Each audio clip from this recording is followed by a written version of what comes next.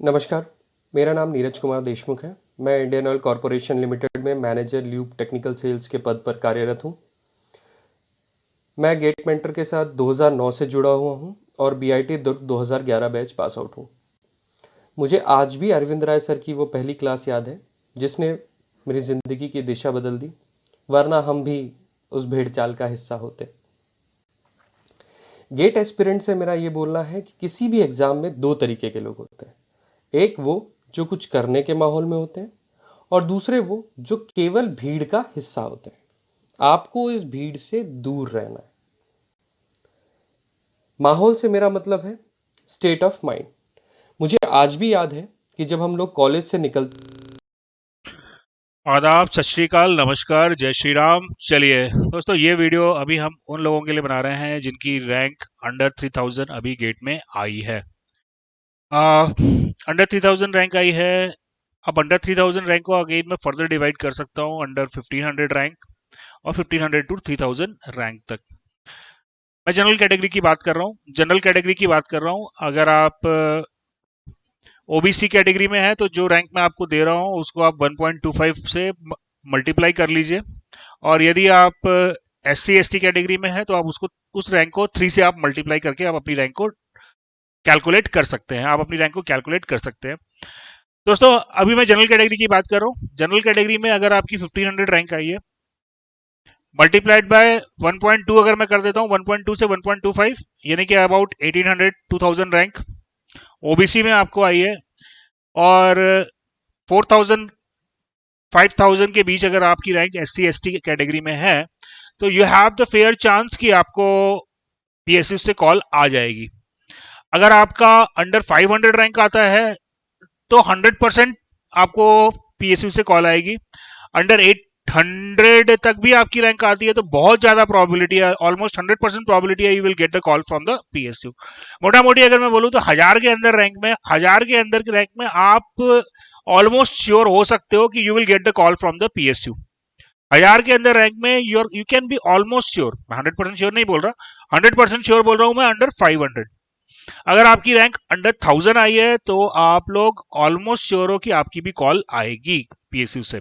1500 तक 1800 तक भी जनरल कैटेगरी में कॉल आ सकती है, संभावना है। आएगी या नहीं आएगी that depends on your luck, right. तो बच्चों, अभी मेरे को आगे कैसे प्रोसीड करना है, तो मेरी रैंक के अकॉर्डिंगली मेरे को प्रोसीड करना है। अगर आप अंडर 3000 रैंक तक भी आए हो बच्चे, तो आप सारे PSUs में अप्लाई करो, क्योंकि काफी लोग क्या होता है कोई PSUs में अप्लाई नहीं कर पाते, देखते नहीं है, नोटिफिकेशन नहीं देखते। तो 3000 रैंक तक भी आपका अगर किस्मत अच्छा होगा तो you can get the call. तो PSUs से आपको कॉल आ जाएगी। अभी PSUs का प्रिपरेशन कैसे करना है, PSUs का प्रिपरेशन कैसे करना है उसके लिए आप गूगल फॉर्म फिल करिए। आई विल कॉल बैक, क्योंकि अपने सारे स्टूडेंट जो हैं वो सारे PSUs में हैं, तो आपको मैं उनका कांटेक्ट नंबर दे दूंगा जो डिफरेंट PSUs में है, और जिस PSU के लिए आपको इंटरव्यू देने जाना है तो वो वहां पे आपको हेल्प कर पाएंगे कि किस टाइप से आपको इस इंटरव्यू के लिए प्रिपेयर करना है। क्योंकि अगर हम बात करें तो सारे PSU का इंटरव्यू जो है वो सेम टाइप का नहीं होता है, सबका सिलेक्शन प्रोसीजर जो है वो सेम टाइप का नहीं होता है। तो आप जब भी एग्जाम के लिए अप्लाई करते हैं आप गूगल फॉर्म फिल कर दीजिए, गूगल फॉर्म आप फिल कर दीजिए, आई विल कॉल बैक। और जिस PSU के लिए आपका इंटरव्यू कॉल आता है तो उस PSU में जो हमारे स्टूडेंट हैं मैं आपको उनका नंबर दे दूंगा, ताकि आप उनसे गाइडेंस ले पाएं कि ये PSU के लिए मेरे को किस प्रकार से तैयारी करनी है। अब एग्जाम्पल मैं देता हूं कि कैसे सेम प्रिपरेशन रिक्वायर्ड नहीं है। अब अगर IOCL का इंटरव्यू होता है वो 5 से 10-15 मिनट का इंटरव्यू हो जाता है, और वहां पे बेसिकली जो चीजें मेजर होती हैं वो आपका कॉन्फिडेंस लेवल होता है, वो टेक्निकल पे ज्यादा ध्यान नहीं देते। लेकिन यही अगर बार्क का इंटरव्यू है तो वो 1 घंटे 1.5 घंटे का इंटरव्यू कम से कम का होना ही होना है, और वहां पे आपका कॉन्फिडेंस मैटर नहीं करता, वहां पे आपको ये मैटर करता है कि कितना आप, कॉन्फिडेंस तो मैटर करता है, मतलब लुक वाइज आपका कॉन्फिडेंस मैटर नहीं करता है। अगर लुक से आप थोड़ा डाउन भी हैं तो भी आप को इसमें कोई दिक्कत नहीं होगा। लेकिन जब आप IOCL के इंटरव्यू में जाते हैं तो वो एक्सपेक्ट करते हैं कि यार आप इतने कॉन्फिडेंट हो कि आप जब जाओ और आपको वर्कर से काम करवाना होता है, तो वर्कर की एज होती है 50 ईयर्स और आपकी एज होती है 22 साल। तो कम से कम आप में इतना कॉन्फिडेंस होना चाहिए कि आप उस वर्कर से काम करवा सको। तो वहां पे रिक्वायरमेंट IOCL के लिए अलग है। बार्क में रिक्वायरमेंट टोटली अलग है, राइट। तो वो वहां पे जो आपका कॉन्फिडेंस चेक करते हैं, वो ये कॉन्फिडेंस चेक करते हैं कि आप में लड़ने की, क्वेश्चन से लड़ने की कितनी क्षमता है। अगर मैं बार्क के इंटरव्यू में बात करूं तो आपको एक क्वेश्चन दे दिया जाएगा और बस वो ये चेक करते हैं, वो तुम ये एक्सपेक्ट नहीं करते कि तुम इसका आंसर देने ही वाले हो। तुम एक क्वेश्चन सबसे बहुत बेसिक सा सवाल पूछेंगे, इसका आंसर तुम 100% दे दोगे, फिर धीरे से वो उस क्वेश्चन से दूसरा क्वेश्चन निकालेंगे और वो तब तक बढ़ते जाएंगे जब तक कि तुम आंसर देते जाओगे। वो वहां पे ये देखते हैं कि तुम इस क्वेश्चन को सॉल्व करने के लिए कितना फाइट कर रहे हो। तो बार्क का जो इंटरव्यू होता है वो कंप्लीटली डिफरेंट है। बार्क का जो इंटरव्यू होता है वो कंप्लीटली डिफरेंट है एज कंपेयर टू कि जो इंटरव्यू अपना आईओसीएल और एचपीसीएल का होता है। तो कौन सा इंटरव्यू के लिए आप जा रहे हो, उसके लिए मैं आपको वो बंदे का नंबर दे दूंगा जो बंदा हमारा उस कंपनी में ऑलरेडी सेलेक्ट हो चुका है, तो he can guide you in a better way. तो उसके लिए आपको करना यह है कि गूगल फॉर्म आपको भरना है। और बच्चे, मैं अपने सारे बच्चों को एक चीज जरूर कहता हूँ कि आप लोग दिमाग में ये बिठा के रखते हो कि बेस्ट क्या है, पीएसयू में सिलेक्शन नहीं है यार। पीएसयू में सिलेक्शन से बेटर ऑप्शन हो सकता है अगर आप में आगे पढ़ने की, रिसर्च में जाने की एबिलिटी है, आप जाना चाहते हो, तो आईआईटी को भी आप अपनी प्रायोरिटी में रखो। आईआईटी को भी आप अपनी प्रायोरिटी में रखो, राइट। इनफैक्ट अगर मैं तो कई बच्चों को कहता हूँ कि आपकी इंडिया रैंक बनाइए, आप आईएससी जाओ। क्यों आईएससी जाओ? हमारे दिमाग में ये बैठा होता है कि भैया आईआईटी करके क्या ही होएगा। वो हम कभी दो चार लोगों को देख लेते हैं कि हमारे कॉलेज में पढ़ाता था, अरे भैया वो कुछ नहीं करता था, शायद इस कारण तुम्हारे कॉलेज में पढ़ाता था। आईआईटी में जब आप जाते हो तो आपका जो एक अप्रोच है सोचने का, वही चेंज हो जाता है। बहुत कुछ आपको आईआईटी में जाके मिलता है। और इनफैक्ट मैं बताऊं कि अगर आपको अपॉर्चुनिटी मिले तो आईयूसीएल अगर आपका इस साल निकला है तो नेक्स्ट ईयर भी निकल जाएगा, कोई दिक्कत नहीं है। गेट आपने इस बार क्वालिफाई किया है तो नेक्स्ट ईयर भी क्वालिफाई कर लोगे। आईआईटी में जाने का मौका आपको अभी मिला है, दोबारा नहीं मिलेगा। अब जाके देखो क्या होता है आईआईटी। जब तुम आईआईटी में जाओगे ना, तो मैं पहले वीडियो में आपको एक चीज कह रहा था कि यार अपने आप को ना, मैं हूं, बस ये सोचने का है। रिजल्ट से अपने आप को हैम्पर नहीं करने का। आईआईटी में जब जाओगे तो आपको ये थॉट आ जाता है कि यार मैं हूं। मैं किसी एक एग्जाम से या किसी एक इंटरव्यू से मैं अपने आप को डिफाइन नहीं करता। फिर मैं डेली अपने आप को देखता हूँ कि कितना मेरा इंप्रूवमेंट हो रहा है। तो बच्चों, आईआईटी में अपॉर्चुनिटी अगर मिलती है तो आप उसको डिस्कार्ड मत करिए। अंडर 3000 रैंक मैकेनिकल में हर बच्चे को आईआईटी का कॉल आएगा। आप कहोगे कि नहीं आएगा, मैं क्या हूँ, आएगा। जनरल कैटेगरी की बात कर रहा हूँ, 100% आएगा। और सिलेक्शन भी होगा, अंडर 5000 तक भी सिलेक्शन हो सकता है। मैकेनिकल की बात कर रहा हूँ मैं, दूसरे ब्रांचेस की नहीं, मैकेनिकल की बात कर रहा हूँ।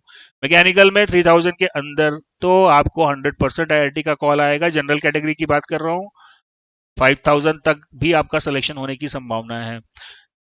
अब होता क्या है, कैसे होता है, उसके लिए आपको गूगल फॉर्म भरना पड़ेगा, क्योंकि बहुत सारे इंटर डिसिप्लिनरी ब्रांचेस होती हैं।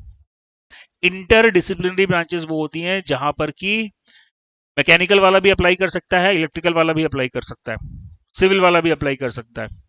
यानी कि एक से ज्यादा डिपार्टमेंट के लोग अप्लाई कर सकते हैं। और वो सारी इंटर डिसिप्लिनरी ब्रांचेस में मैक्सिमम सीट जो होती है वो मैकेनिकल वालों के लिए होती है। तो 3000 रैंक तक आपको ना सिर्फ आईआईटी से कॉल आएगी, आपका आईआईटी में सिलेक्शन भी हो जाना चाहिए। काफी संभावना है कि आपका आईआईटी में सिलेक्शन हो जाना चाहिए। और 5000 रैंक तक में जनरल कैटेगरी में चांसेस हैं कि एमएस वगैरह के कोर्सेज होते हैं जिसमें आपका आसानी से सिलेक्शन हो जाना चाहिए। हमारे पास ऐसे स्टूडेंट हैं जिनका 7000 8000 रैंक है जनरल कैटेगरी में, और उन्होंने एमएस किया और they are have completed the PhD and now they are professor in IIT. अभी आप बोलोगे कि आईआईटी में प्रोफेसर बन के क्या मिलता है, तो बेटा जितना आईयूसीएल में मिलता है ना, जितना आईयूसीएल में आप 5 साल में कमाओगे, आईआईटी का प्रोफेसर 1 साल में कमा सकता है। आईआईटी का प्रोफेसर 1 साल में कमा सकता है। आईआईटी के प्रोफेसर की जो अर्निंग होती है, that is not basically from the salary जो आपको गवर्नमेंट देती है। उनकी बेसिक अर्निंग होती है जो वो रिसर्च वर्क करते हैं, जो कंसल्टेंसी वर्क करते हैं। और अगर आईआईटी का एक प्रोफेसर साल का 5 करोड़ 6 करोड़ रुपए कमाता है तो ये कोई बहुत सरप्राइज वाली बात नहीं है। तो बच्चों, पीएसयू आप लोग को मैं जानता हूँ कि आप लोगों का पहला प्रायोरिटी पीएसयू रहेगा, क्योंकि पीएसयू में हो जाएगा तो शादी हो जाएगी, अच्छा खासा दहेज मिल जाएगा, राइट। लेकिन अगर आप में पढ़ने की इच्छा है तो पीएसयू को आप साइड करके आईआईटी में जा सकते हो। लेकिन हाँ, आईआईटी में जाने का मतलब है कि आपको वहां पे रुकना नहीं है। आईआईटी कंप्लीट करने के बाद you have to go for the PhD. आपको पीएचडी भी लगे हाथों कंप्लीट करनी पड़ेगी। तो 3000 5000 रैंक तक बच्चों आपका अच्छा स्कोप है, आईआईटी आपको मिल सकता है। तो बस अकॉर्डिंगली आप तैयारी करो, सारे एग्जाम के फॉर्म भरो, सारे एग्जाम के फॉर्म भरो, सारे आईआईटीज के फॉर्म भरो। अच्छा, अब मैं क्या बोला कि 500 के अंदर तक आपका पीएसयू से कॉल आ जाएगा, ये गारंटी है।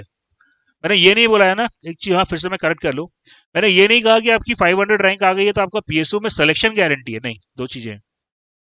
कॉल गारंटी है, इंटरव्यू कॉल आपकी आएगी 100% श्योर है। सिलेक्शन होना या ना होना, that depends on your on that day. तो कई बार मैं देखता हूँ कि कई बच्चे थोड़े ओवर कॉन्फिडेंट हो जाते हैं, अरे मेरी तो 150 रैंक आ गई है, मेरी तो 77 रैंक आई है, मेरे को अभी आईआईटी भरने की जरूरत नहीं है। और पता चलता है कि 77 रैंक तो आई है लेकिन पीएसयू में सिलेक्शन हो नहीं पाया, तो साल खराब हो जाता है।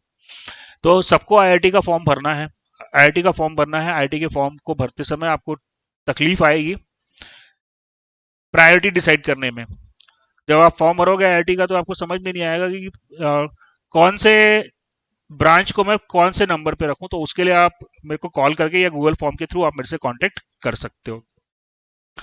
तो बच्चों बस बिंदास रहो, और कांग्रेट्स, आप लोगों की बहुत अच्छी रैंक आई।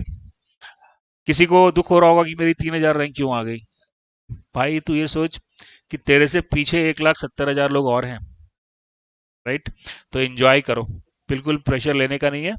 और जैसा मैंने बताया है कि आपको सारे फॉर्म भरने हैं, 3000 के अंदर आपकी रैंक आई है, आपको पीएसयूज के भी फॉर्म भरने हैं, आपको आईआईटीज के भी फॉर्म भरने हैं। और सिमिलरली अगर आपकी 500 के अंदर रैंक आई है तो भी आपको पीएसयूज के फॉर्म भरने हैं और आईआईटीज के फॉर्म भरने हैं।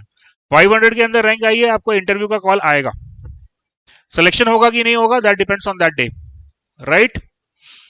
3000 के अंदर अगर आपकी रैंक आई है, 3000 रैंक है, तो भी चांस है, आउटसाइड चांस है कि you can get the call from the PSU. तो इसलिए आपको पीएसयू के फॉर्म भी भरने हैं और साथ ही साथ आपको आईआईटीज के भी फॉर्म भरने हैं। इसमें कोई भी प्रकार की आपको मदद की जरूरत पड़ती है तो आप यहाँ गूगल फॉर्म भरिए, या नंबर जो दिया हुआ है, पहला नंबर, दूसरा नंबर, उस पर आप कॉल कर लिए। बेटर है कि आप गूगल फॉर्म भरिए, क्योंकि अगर आप गूगल फॉर्म भरेंगे तो मैं आपको कॉल बैक करूंगा, राइट। और जब मैं कॉल बैक करूंगा तो हम लोग आराम से बैठ के बात कर पाएंगे। आप अगर मुझे कॉल करेंगे तो कोई जरूरी नहीं है कि मैं आपको उस समय प्रॉपर टाइम दे पाऊं, तो बेटर है कि आप गूगल फॉर्म भरिए, आई विल कॉल बैक, मैं आपको कॉल बैक करूंगा। आप अगर कॉल करते हैं तो मे भी हो सकता है कि अगर 1-8 मिनट की बात होगी तो अपन वहां पे डिस्कस कर लेंगे। अगर लंबा कुछ एक्सप्लेन करना होगा तो शायद मैं उस समय पे एक्सप्लेन आपको ना कर पाऊं। चलिए, तो बस बिंदास रहिए, और बहुत अच्छा किया आप लोगों ने, तो फिर से आप लोगों को एक बार बधाई।